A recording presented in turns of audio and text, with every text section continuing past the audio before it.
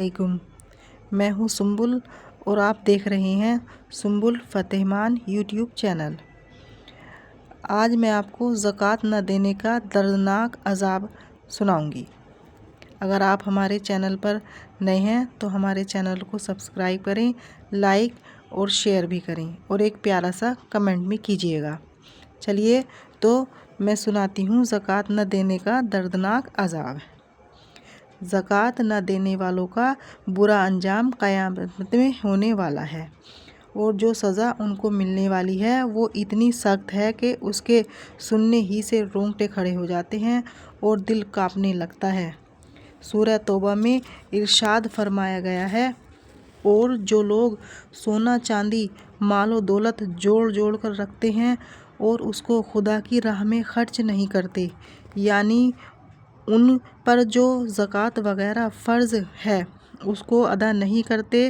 اے رسول صلی اللہ علیہ وسلم تم انہیں سخت دردناک عذاب کی خبر سنا دو، جس دن کہ تپایا جائے گا ان کی اس دولت کو دوزخ کی آگ میں، پھر داغی جائیں گی اس سے ان کی پیشانیاں اور ان کی کروٹیں اور ان کی پیٹھیں، اور کہا جائے گا یہ ہے وہ مال و دولت جس کو تم نے جوڑا تھا اپنے واسطے، بس مزہ چکھو اپنی اس جوڑی ہوئی دولت کا۔ اس آیت کے مضمون کی کچھ تفصیل حضور صلی اللہ علیہ وسلم نے ایک حدیث میں بھی فرمائی ہے۔ اس حدیث کا ترجمہ یہ ہے کہ جس شخص کے پاس سونا چاندی یعنی مال و دولت ہو اور وہ اس کا حق ادا نہ کرے، یعنی زکوٰۃ وغیرہ نہ دیتا ہو، تو قیامت کے دن اس کے واسطے آگ کی تختیاں تیار کی جائیں گی، پھر ان کو دوزخ کی آگ میں اور زیادہ گرم کر کے ان سے اس شخص کی پیشانیوں کو اور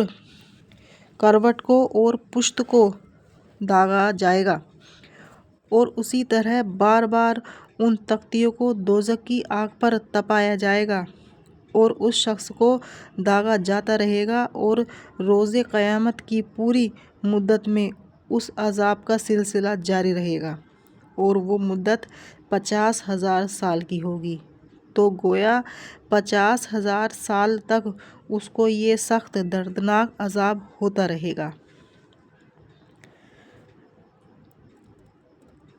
اللہ تعالیٰ ہم کو اپنے عذاب سے بچائے۔ اللہ تعالیٰ نے جن لوگوں کو خوشحال اور مالدار کیا ہے، وہ اگر نہ دیں اور اللہ کے حکم کے مطابق اس کی راہ میں خرچ نہ کریں تو بلا شبہ وہ بڑے ہی ناشکرے اور بڑے ظالم ہیں، اور ان کو جو سخت سے سخت سزا بھی قیامت میں دی جائے بالکل بجا ہے۔ زکوٰۃ نہ دینا ظلم اور کفران نعمت ہے۔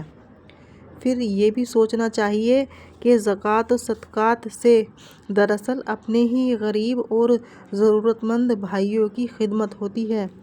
تو زکوٰۃ نہ نکالنا دراصل اپنے ان غریب اور مجبور بھائیوں پر ظلم کرنا ہے اور ان کا حق مارنا ہے۔ تو بھائیوں اور بہنوں ذرا سوچو، جو ہمارے اور آپ کے پاس کچھ بھی ہے، مال و دولت ہے، وہ سب اللہ تعالیٰ ہی کا تو دیا ہوا ہے، اور ہم خود بھی اسی کے بندے ہیں اور اسی کے پیدا کیے ہوئے ہیں۔ بس اگر وہ ہم سے ہمارا سارا مال بھی طلب کرے، بلکہ جان دینے کو بھی کہے، تو ہمارا فرض ہے کہ بلا چوں چرا سب کچھ دے دے۔